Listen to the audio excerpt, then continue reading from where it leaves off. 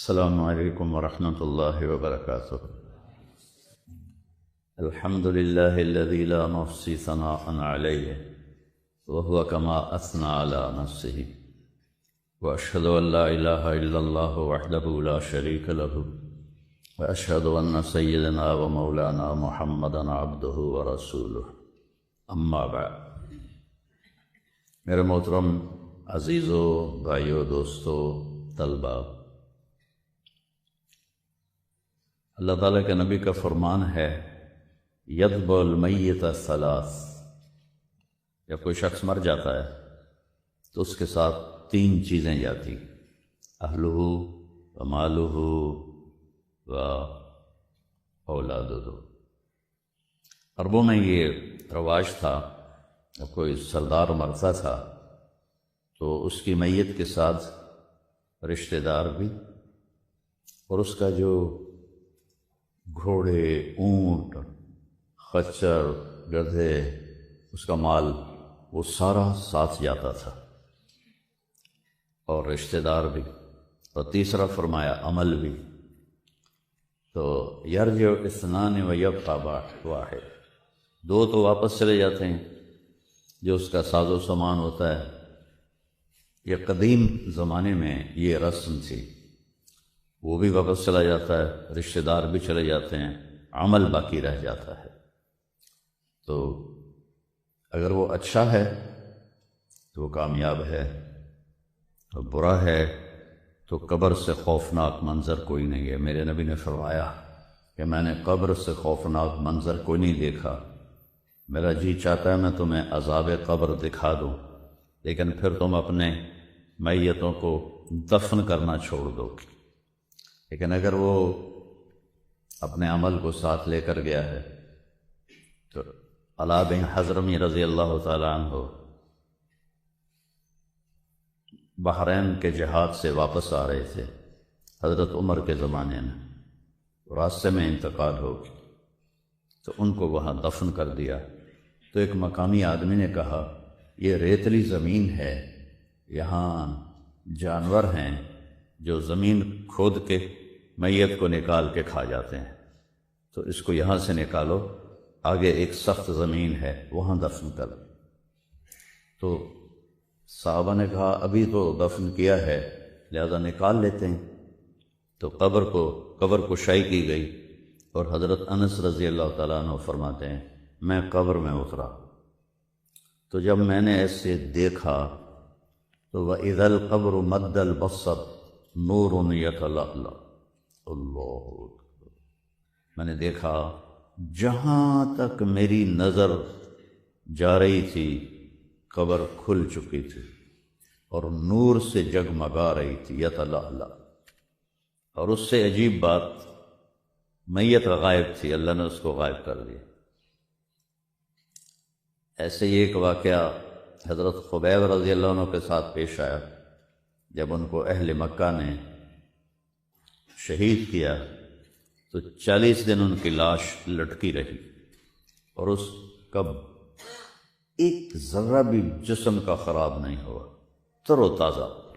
تو آپ نے حضرت علی اور حضرت مقداد کو بھیجا کہ جاؤ اس کی میت کو لے کے آؤ۔ تو جب انہوں نے اتار لی تو قریش کو پتہ چل گیا، تو وہ پیچھے بھاگے، یہ آگے بھاگے۔ جب دیکھا کہ وہ سر پہ آگے ہیں تو انہوں نے میت کو زمین پہ رکھا اور تلواریں نکال لی۔ تو جب وہ قریش حملے کے لیے آئے تو ایسے زمین پھٹی اور میت اس میں غائب ہو گئی۔ تو قریش کہنے لگے ہماری تو لڑائی اس کی وجہ سے تھی، تم سے تو ہمارا کوئی مقصد نہیں تھا، وہ تو غائب ہو گئی، واپس چلے گئے۔ تو جب عمل اچھا ہوتا ہے تو آگے ایک پورا نظام ہے۔ دیکھو نا، اللہ نے اپنے نبی کو بیڈ روم میں نہیں سلایا، موت کے بعد قبر میں ڈالا۔ تو اگر اللہ راضی ہے تو قبر مزے کی چیز ہے، کوئی خوفناک چیز نہیں ہے۔ اور وہاں مجھے 4-5 سال پہلے روضہ مبارک کے انجینئر ملے، انہوں نے آ کے مجھے وہ سارا نقشہ دکھایا کہ جہاں ہم کھڑے ہو کے سلام پیش کرتے ہیں اب آپ کی قبر مبارک اس سے 30 فٹ نیچے ہے، تو بھرائی ہوتی رہی، مدینے کی زمین اوپر ہوتی گئی، قبر نیچے 30 فٹ نیچے ہے۔ تو عمل ہے تو اللہ راضی ہے۔ تو اللہ نے ہمیں بنیادی جو اعمال دیے ہیں عبادت کے، اس میں سب سے پہلے تو ایمان ہے، لا الہ الا اللہ کا اقرار۔ من کان آخر کلامہ لا الہ الا اللہ دخل الجنہ، جس کا آخری وہ لا الہ الا اللہ ہوگا اور اس پر اس کی موت آ جائے گی تو وہ جنت میں جائے گی۔ امام ابو زرع ایک محدث ہیں، ان پر موت کی کیفیت طاری تھی اور وہ بے ہوش تھے، تو ان کے پاس 2-3 محدثین بیٹھے تھے، وہ آپس میں مشورہ کر رہے تھے کہ اب ان کو کلمہ کیسے یاد دلائیں۔ حکم ہے جب کسی پر سکرات طاری ہوں تو اسے کہنا نہیں چاہیے کلمہ پڑھو، اس کے پاس بیٹھ کے کلمہ پڑھنا شروع کرو، اس کے نصیب میں ہوگا تو وہ بھی پڑھ لے گا۔ تو علم کی بھی عجب شان ہے۔ ابو حاتم رحمہ اللہ تعالی کہنے لگے، حدثنی ضحاک بن مخلد عن ابی عاصم عن عبد الحمید بن جعفر عن صالح بن ابی غریب، اور یہاں سند انہوں نے آدھی پڑھ کے اور خاموش ہو، ابو زرع بے ہوش پڑے۔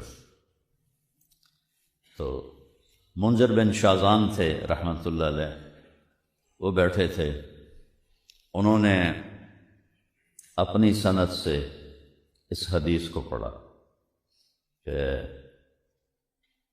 حدثنی، اب مجھے پہلا نام بھول گیا ہے، عن ابی عاصم عن عبد الحمید ابن جعفر عن صالح ابن ابی غریب، اور وہ بھی خاموش ہو۔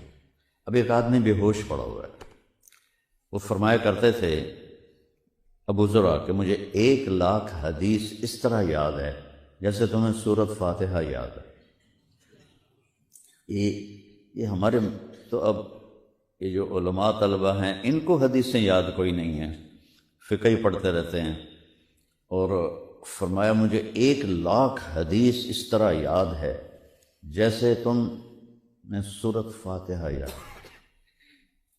ہاں، تو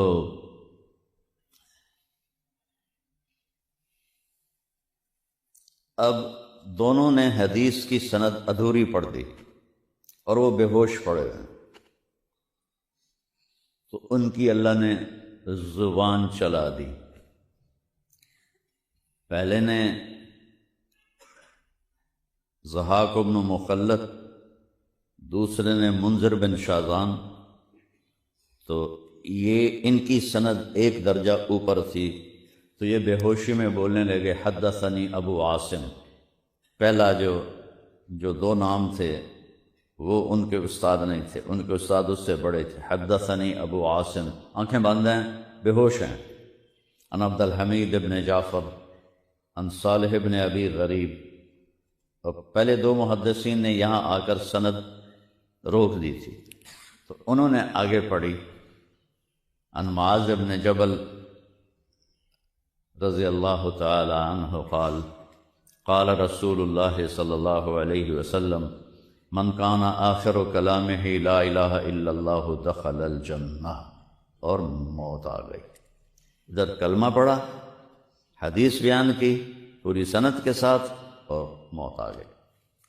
تو سب سے پہلی دولت ہے لا الہ الا اللہ محمد رسول اللہ کی گواہی دینا۔ یہ اگر نہیں ہے تو کوئی عمل قبول نہیں۔ پھر اس کے بعد ہے الصلاۃ، اس کے بعد ہے روزہ، اس کے بعد ہے زکوٰۃ، اس کے بعد ہے حج۔ اللہ کے نبی نے روزے کو جس طرح بیان فرمایا ایسے کسی عمل کو بیان نہیں فرمایا۔ جس طرح آپ نے روزے کو پیش کیا ایسے کسی عمل کو پیش نہیں کیا۔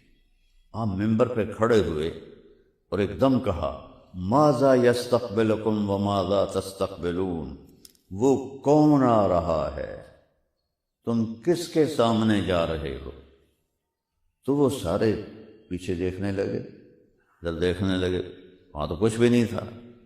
پھر آپ نے کہا ماذا یستقبلکم وماذا تستقبلون، وہ کون آ رہا ہے، تم کس کے سامنے جا رہے ہو؟ پھر سب نے نظریں گھمائیں، کچھ بھی نظر نہیں آیا۔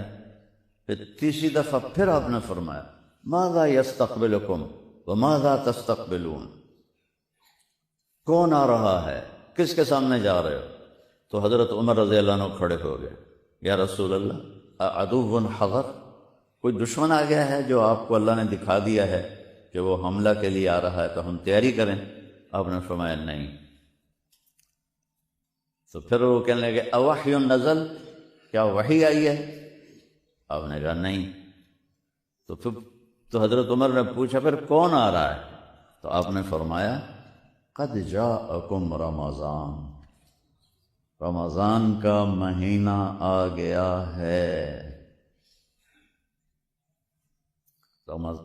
اس خوبصورتی کے ساتھ اور اتنی اس کی عظمت کو بڑھا کے جیسے آپ نے روزے کو بیان کیا، اتنا کسی عمل کو نہیں بیان کیا۔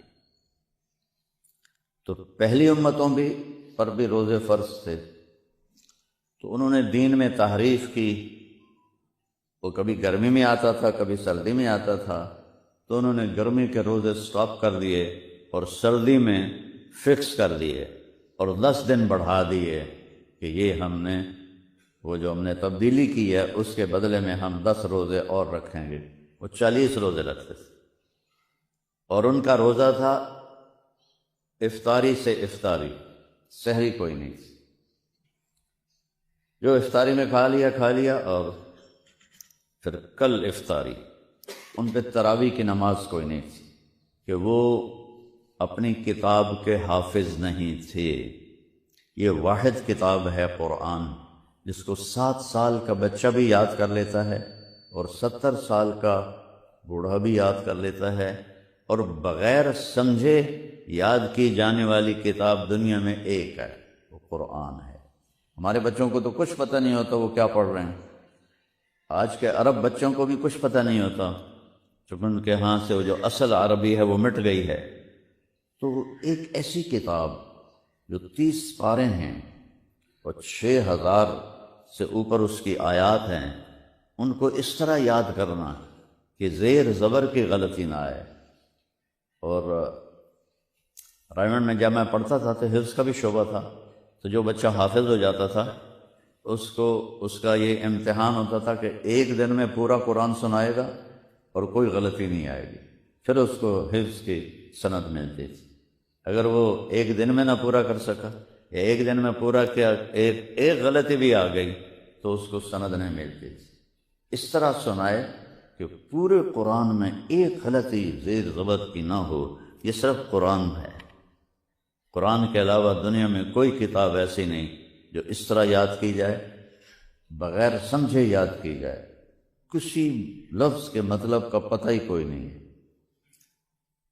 اور وہ اس کو یاد کر رہا ہے۔ تو پہلی امتیں اپنی کتاب کی حافظ نہیں ہوتی تھیں، لہذا ان میں تراویح کی نماز ہو ہی نہیں سکتی تھی، صرف نبی کو کتاب یاد ہوتی تھی، باقی کسی کو یاد نہیں ہوتی تھی۔ اور ہمارا بچہ بھی حافظ، بوڑھا بھی حافظ، سندھی بھی، پنجابی بھی، پٹھان بھی، بلوچ بھی، سب اللہ نے وَلَقَدْ يَسَّرْنَا الْقُرْآنَ لِلذِّكْرِ فَهَلْ مِن مُدَّكِرٍ، اس کے 2 مطلب ہیں کہ ہم نے قرآن کو آسان کر دیا، کوئی یاد کرنا چاہے آسان کر دیا، ہم نے قرآن کو نصیحت کے لیے آسان کر دیا، کوئی اس سے نصیحت لینا چاہے تو بالکل آسان ہے، مشکل نہیں ہے۔ تو ہمیں رات کو تراویح کی نماز ملی اور ہمیں سحری اور افطاری ملی۔ شروع میں 3 روزے 2 ہجری میں روزہ فرض ہوا، شعبان کے بعد۔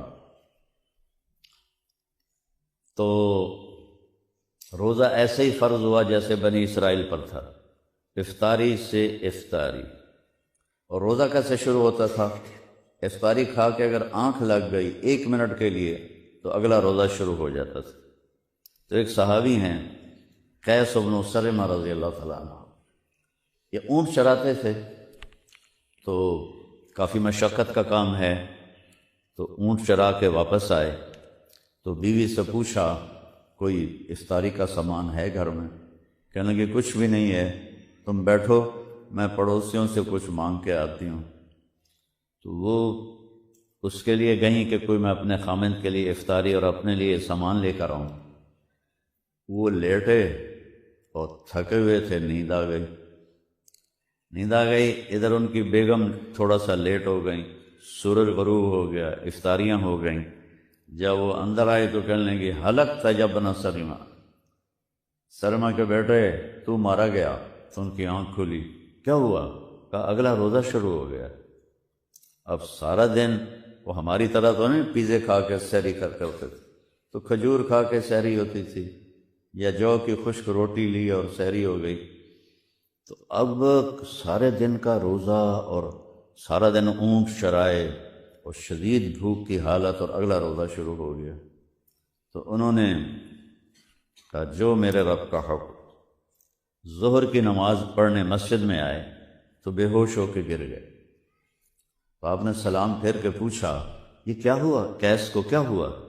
کہ یا رسول اللہ آج ان کی افطاری رہ گئی تھی، تو انہوں نے پھر وہ بھوک پر ہی روزہ رکھا ہے، بے ہوش ہو گئے۔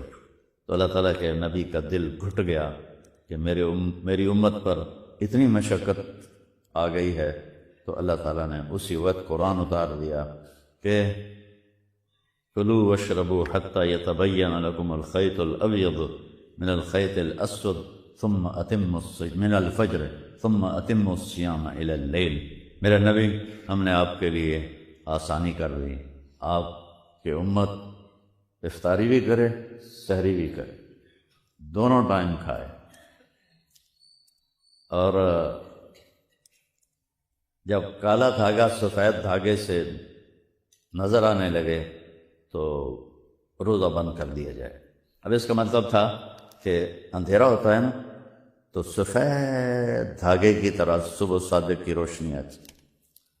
میں 1971-72 میں تبلیغ میں لگ گیا، ہمارے گاؤں میں بجلی نہیں ہوتی تھی، تو میں چھت پہ چڑھ کے میں نے دیکھا کہ صبح کی لکیر کیسے آتی۔ اب تو بجلی ہے تو پتہ نہیں چلتا ہے، پہلے لالٹینیں ہوتی تھیں وہ اندر ہوتی تھی، تو میں نے اپنی آنکھوں سے دیکھا چھت پہ چڑھ کے کیسے سفید لکیر آتی ہے، اور اس کے بعد پھر صبح صادق کے آثار شروع ہو جاتے ہیں۔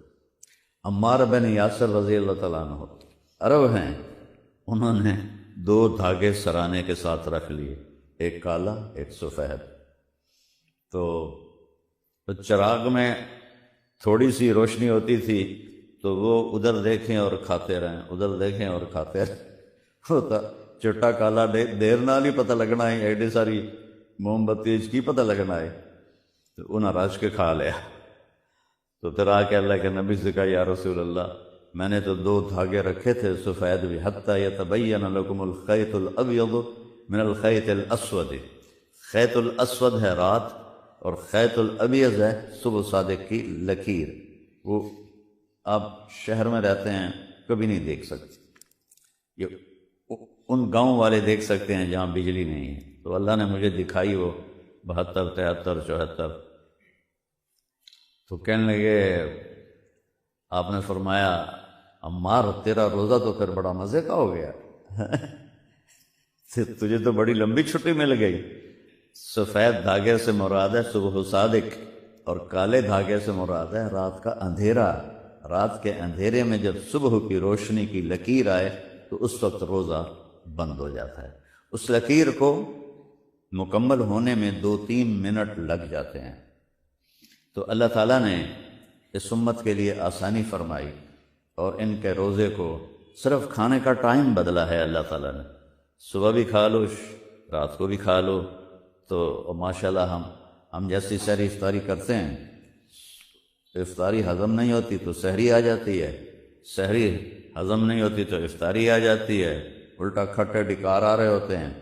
اور روزہ تو ہوتا ہے صحت کے لیے، اکثر لوگ بیمار ہوتے ہیں، کھا کھا کھا تباہی پھیر دینے۔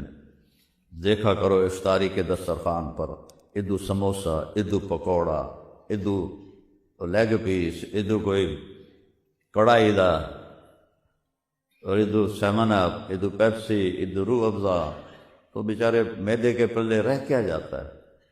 یہ تو روزہ اس لیے اللہ نے دیا ہے کہ آپ کے جسم کی اوور آلنگ ہو جائے، جتنے جسم میں غلیظ مادے جمع ہیں وہ بھوک سے جل جاتے ہیں اور بالکل آدمی فریش ہو جاتا ہے۔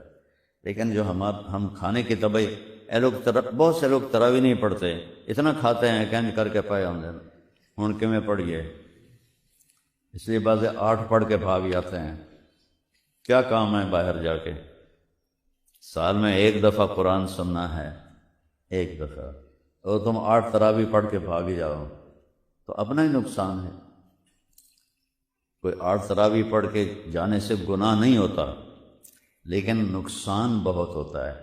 تراویح کے ہر سجدے پہ 1500 نیکی لکھی جاتی ہے، تو 40 سجدے ہو گئے تراویح کے، اور 6 سجدے ہو گئے وطر کے، تو 46 کو 1500 سے ضرب دو، چلو اتلا 6 اڑا دے، 40، 15 چوکی 60، 60,000 نیکی آپ کما کے جا سکتے ہیں۔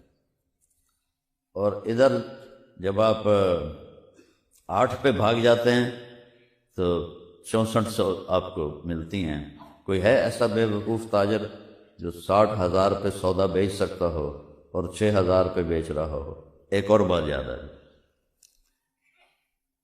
مکے والے یہ جو ہم 4 تراویح کے بعد تھوڑی دیر بیٹھتے ہیں نا اور ایک دعا پڑھتے ہیں، مکے والے کیا کرتے تھے؟